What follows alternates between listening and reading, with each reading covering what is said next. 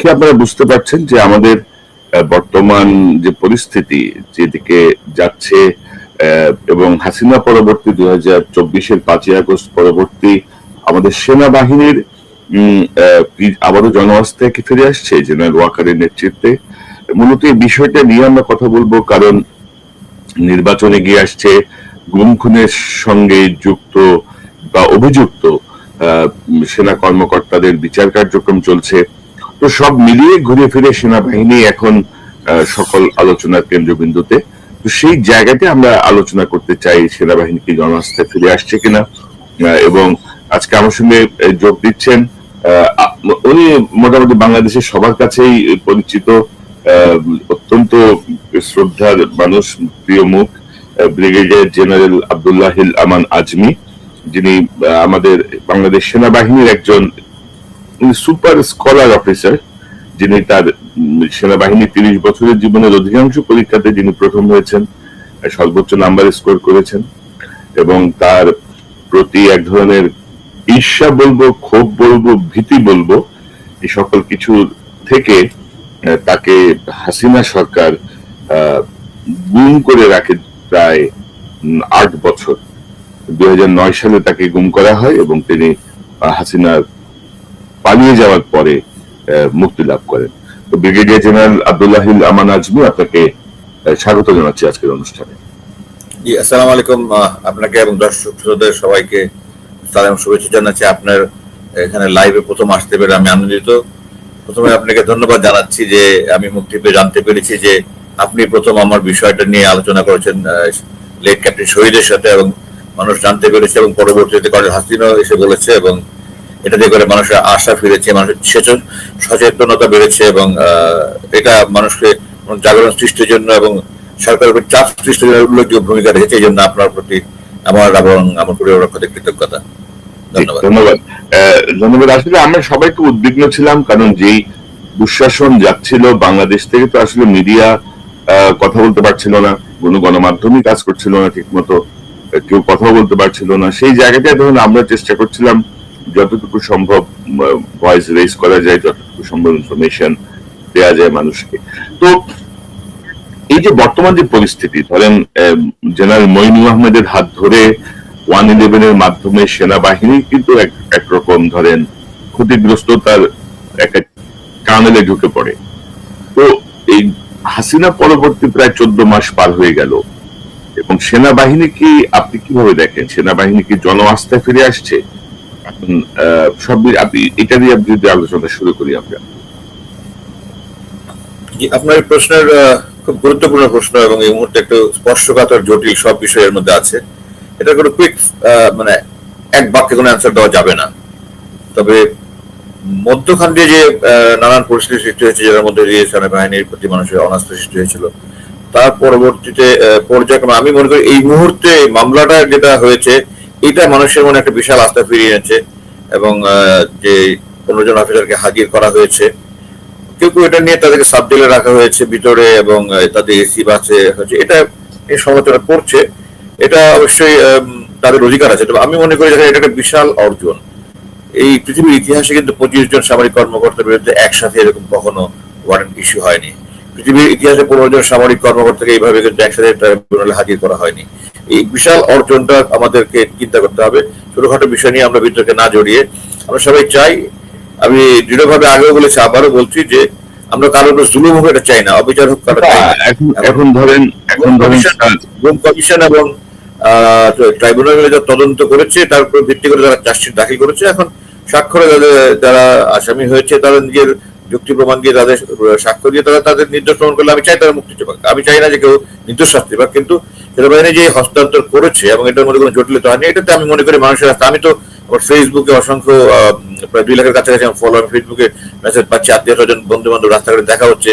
আমি মনে করি যে কয়েক মাস আগে থেকে যে পরিস্থিতি ছিল, এই 8 তারিখে আপনার যে ওয়ারেন্ট বেরিয়েছে এবং 22 তারিখে হাজির হচ্ছে, এর মাধ্যমে আস্থা অনেকটা ফিরে এসছে আমি মনে করি। না, কিন্তু ধরেন যে সেনাবাহিনীর এই অফিসারদের বিরুদ্ধে মামলা হওয়া, পৃথিবীতে নজির নাই, কিন্তু পৃথিবীর কোন সেনাবাহিনী তো বাংলাদেশ সেনাবাহিনীর মতো এভাবে গুম খুনের সঙ্গে যুক্ত হচ্ছিল না ওইভাবে। পৃথিবীর কোন সেনাবাহিনী তার ব্রাদার অফিসারদেরকে এইভাবে মানে এইভাবে তো গুমে সহযোগিতাও করে নাই, তাই না? আমি আমি যদি একটু ইন্টারফেয়ার করতে চাই, সেটা হচ্ছে আপনারা যখন বলেন সেনাবাহিনী কর্মকর্তা বলেন, সেনাবাহিনী না বলে, কারণ এই কর্মকর্তারা সেনাবাহিনীর বা সেনাপ্রধানের অধীনে থেকে সমস্ত কাজ করেনি, তারা করেছে এনএসআই, ডিজিএফ, র্যাবে গিয়ে। সুতরাং আপনি সেনাবাহিনী বলে আমার কষ্ট লাগে, আপনি সেনাবাহিনী এই সমস্ত অসাধু বিপদগামী কর্মকর্তা বলেন। না, কিন্তু স্যার বেসিক ট্রেনিংটা তো সেনাবাহিনীর, এবং আমরা যেটা দেখছি যে সেনাবাহিনী তাদেরকে ওন করছে এখন পর্যন্ত। সেনাবাহিনী যখন তাদেরকে ওন করবে, যে এবং আপনি জানেন কিনা যে এইসব যারা অভিযুক্ত ব্যক্তি, তাদের মামলার খরচ পর্যন্ত আপনার সেনাবাহিনী বহন করার সিদ্ধান্ত নিয়েছে ইন্টারনালি। আপনার পরিবারের পাশে কি কেউ দাঁড়িয়েছিল সেনাবাহিনীর? কেউ তো দাঁড়ায়নি। আপনার পরিবারকে যত রকম ভাবে হেনস্থা করা যায় সেই চেষ্টাই হয়েছে। তো আমরা ওভারঅল সেনাবাহিনী বলছি না, আমরা যেটা বলছি, আমাকে যে অপহরণ করেছে,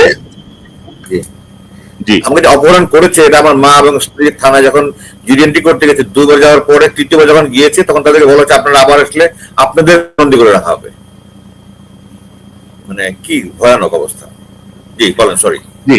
তো সেই জায়গাটা থেকে আর কি ধরেন আমাদের যে বিষয়টা, আমরা কিন্তু হাসিনা পরবর্তী সময়ে বারবার বলছিলাম, জেনারেল ওয়াকারের মনোযোগ আকর্ষণ করছিলাম যে আপনি 35 থেকে 50 জন ম্যাক্সিমাম দুর্বৃত্ত অফিসার, আপনি এদেরকে মানে এদেরকে আপনি পোষণ করেন না, এদেরকে পুষে রাখেন না, এদের বিরুদ্ধে ব্যবস্থা নেন, আপনি ব্যবস্থা নেন। তো উনি সেটা করলেন না। ওনার এই যে হঠাৎ করে এই যে মমত্ব বোধ, এবং আমরা দেখছি যে হাসিনার সঙ্গে যে হ্যান্ড গুলো ছিল, সেই হ্যান্ড গুলো এখনো অনেক শক্তিশালী ওনার আশেপাশে। এবং জেনারেল ওয়াকার তো আপনার স্টুডেন্ট, তো এই বিষয়টা নিয়ে কোনো কথা হয় না আপনার সাথে, বা আপনি কোনো পরামর্শ দেন নেই?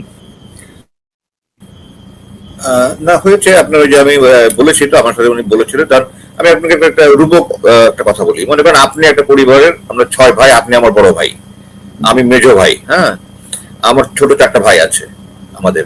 তো 4টা ভাই আপনার উপরে জুলুম করেছে, তারপর আমার কাছে এসে বললো, ভাই মেজো ভাই আমরা তো ভুল করে ফেলছি, আমাদেরকে একটু মাফ করে ব্যবস্থা করে দাও। আমি যদি আপনাকে বলি ভাই হিসাবে, ভাই বড় ভাই এটা ভুল করে ফেলেছে, মাফ করে দেন, এটা তো আমি বলতেই পারি, তাই না? এটা বলার মধ্যে কোনো আমি বড় অপরাধ দেখি না, যে আমি মেজো ভাই হিসেবে বড় ভাইকে বলতে পারি, বড় ভাই আপনি একটু ছোট ভাইয়ের ভুল করেছে, মাফ করে দেন। এবং আমি যখন তাকে বলেছি যে তারা জুলুম করেছে, তারা এই সেই করেছে, তখন কিন্তু সে আবার আমার সাথে কোনো অ্যারোগেন্সি দেখায়নি বা কোনো আর্গুমেন্টে জানি, সে সরাসরি বলেছে স্যার আপনি যেটা ভালো মনে করেন করেন। তো এই জন্য সে যে আপনার, আমি আমারটা শুধু কথা বলছি, আমি অন্যগুলোর কথা বলছি না। এই আমার মামলার সাথে যারা জড়িত, ওখানে 11 জনের নাম বেরিয়েছে ওয়ারেন্টে, যেমন 8 জনই তো পলাতক। তো এই 11 জনের মধ্যে সে এখন একটা ব্যাপার তো আছে অবশ্য, যে আমি সেনাপ্রধান থাকলে তখন আমার জন্য এটা খুব জটিল পরিস্থিতি হতো। যখন আপনারা জানেন আমাদের সেনাবাহিনীতে আমরা খুব ঘনিষ্ঠভাবে পারিবারিক ভাবে এত বন্ধন আমাদের।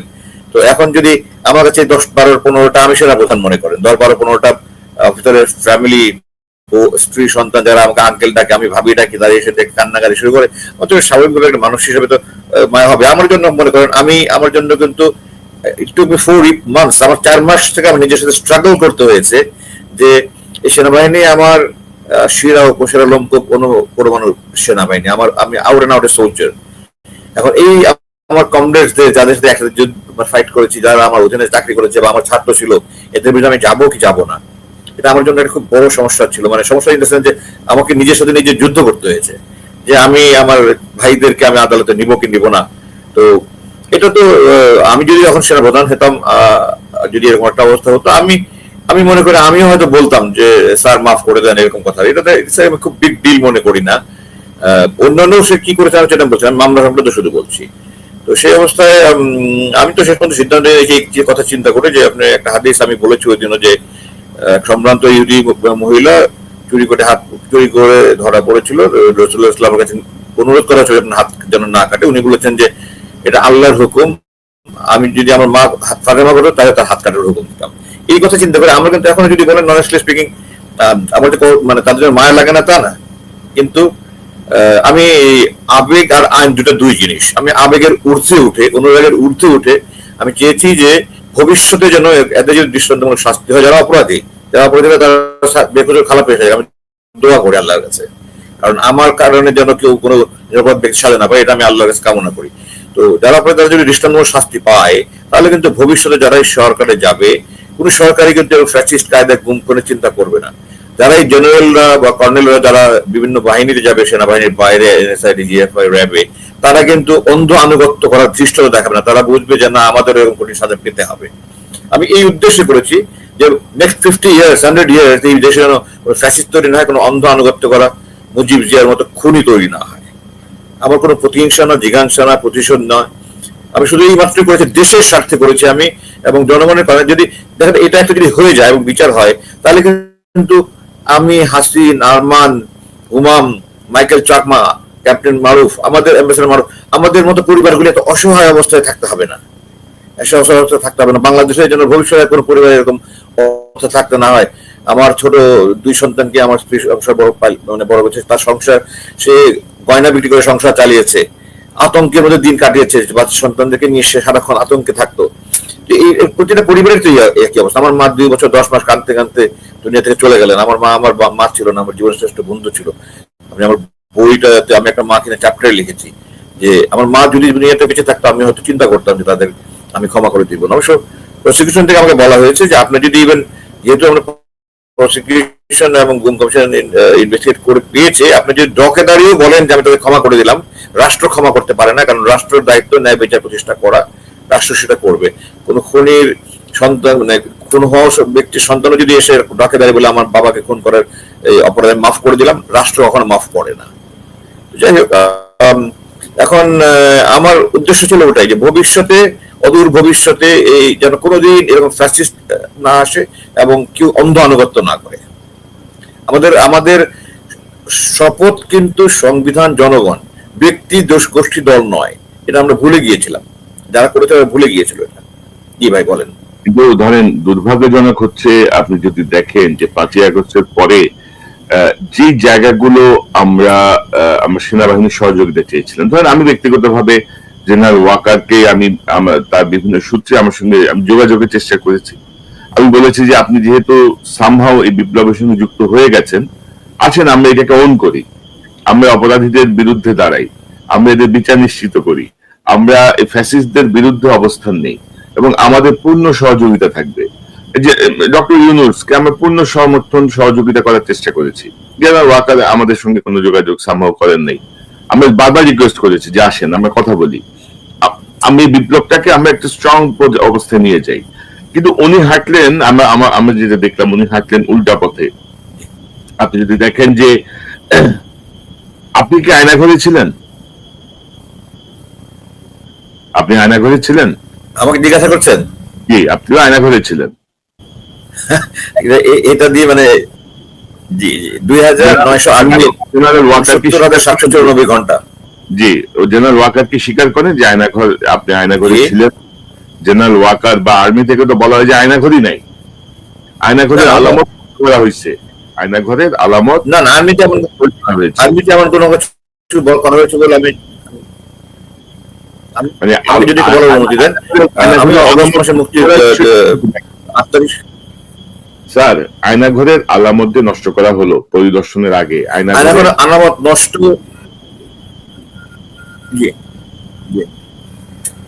এটা আমি খবর পেয়েছি, খবর নিয়েছি অ্যাকচুয়ালি, যারা ভিতরে আছে তাদের মাধ্যমে আমি একটা শতভাগ নিশ্চিত হয়ে বলছি যে এটা আপনার এই 5 তারিখের পর থেকে পরবর্তী 2-3 দিনের মধ্যে এটাকে ধ্বংস করা হয়েছে।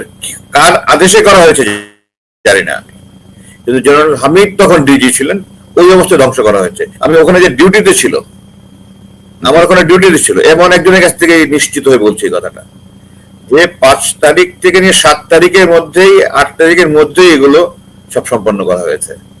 তখন কিন্তু জেনারেল হামিদ ডিজি, এখন ডিজি কি সব অনুমোদিত হয়ে করেছে না কারো নির্দেশ করেছে, এটা আমার জানার কোনো সুযোগ নাই। না, কিন্তু পরবর্তী যে ডিজি এসছে 12 অগস্ট এসেছিল, জেনারেল ফয়েজ, যিনি এখন পরবর্তীতে আপনার প্রমোশন হয়ে লেফটেন্যান্ট জেনারেল হয়ে কোয়ার্টার মাস্টার জেনারেল আছে। আমি ওনার সাথে কথা বলেছি, উনি আমাকে বলেছেন যে না স্যার, আমি গিয়ে এই অবস্থা পেয়েছি এবং আমি এটা নিশ্চিত হয়েছি অন্য সোর্স থেকে। ওখানে ডিউটিতে ছিল অন 5th, 6th, 7th, যে এটা ওই 2-3 দিনের মধ্যেই শেষ হয়েছে, নষ্ট করা হয়েছে। তবে নষ্ট করার চেষ্টা করলে তো তারা পারেনি। আপনি দেখেছেন, আমরা যখন নিয়েছি, আমরা সবাই আমি বলেছি যে এখানে দেয়াল যে ভেঙে দিয়েছে দেখা যাচ্ছে, ভেন্টিলেটর ছিল না, ভেন্টিলেটর বানানো হয়েছে, লোহার গ্রিলের দরজা কাঠের দরজা বানিয়েছে, এই ছোট কামরা ভেঙে বড় কামরা করেছে, এগুলি তো আলামত স্পষ্ট দেখা গেছে। আপনি এখন আমার কাছে এগুলি ভিডিও স্টিল ছবি আছে। তো তারা চেষ্টা করেছে, পারেনি, কিন্তু ওই চেষ্টা করাটা আমি মনে করি এটা অত্যন্ত অন্যায় করেছে। আলামত ধ্বংস করা তো অপরাধের সাথে সামিল হওয়া। জি, তো এখন ধরেন এই জাতীয় অপরাধ করেছি, এটাকে ঢাকার মানে এই জাতীয় অপরাধীদেরকে আপনি সেনাবাহিনীর ভেতর থেকে সরানোর ব্যাপারে জেনারেল ওয়াকার কি আপনি তৎপর মনে করেন? যে মানে সেনাবাহিনীর যে সম্মান যতটুকু নষ্ট হলো, আমরা অ্যাকচুয়ালি আমাদের সেনাবাহিনীকে আমাদের দেশপ্রেমিক সেনাবাহিনী হিসেবে মানুষের যে শ্রদ্ধা জায়গা ছিল, সেই জায়গাটা নেয়ার জন্য জেনারেল ওয়াকার কি সচেষ্ট তৎপর? উনি কি বুঝতে পারছেন বিষয়টা? মানে অনেক ডাইনামিক্স যেখানে কাজ করে। আপনি দেখেন, উনি কিন্তু আমার মুক্তির পর আমার সাথে দেখা করেছে, জি, এবং উনি নিজে তদন্ত কমিটি করে কয়েক সপ্তাহের মধ্যেই কিন্তু উনি একজন 5 সদস্য বিশিষ্ট তদন্ত কমিটি করেছিলেন। যেখানে বিডিআর এর হত্যার কিন্তু লেফটেন্যান্ট জেনারেল জাহাঙ্গীরের নেতৃত্বে 4 জনের সদস্য কমিটি ছিল, 4 জনের কমিটি ছিল। আমার এটাতে উনি একজন মেজর জেনারেল দিয়েছেন, এবং খুব দ্রুত এটা শেষ করে দ্রুত উনি রিটায়ারমেন্টে পাঠিয়ে দিয়েছেন ডিজিদেরকে, যারা তখন কর্মরত ছিল। সেখানে তো এটা পরবর্তীতে যারা মনে করেন তারা তাদের বিরুদ্ধে জানুয়ারি মাসে ওয়ারেন্ট বের হলো, তারপরে তারা পালিয়ে গেল এলপিআর থাকা অবস্থায়, এগুলো তো অবশ্যই মানুষ প্রশ্ন করবেই, মানে প্রশ্ন করার সুযোগ যেহেতু রয়েছে। তো যেহেতু কি অ্যাকচুয়ালি হয়েছে জানি না, আমি অনুমান নির্ভর কিছু বলতে চাই না।